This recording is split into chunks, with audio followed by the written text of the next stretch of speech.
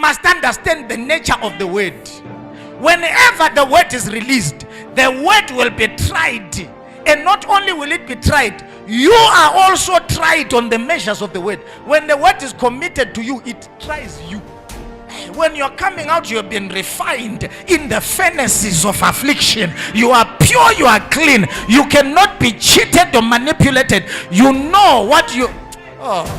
He was wounded for our transgression, bruised for our iniquities. Like a lamb before his shearers is dumb, he uttered not a word. Looked at the creation he created, slapping him around and didn't feel like flexing a muscle. Looked at man that he's sustaining with his own breath of life, spit on his face and not frowned a bit.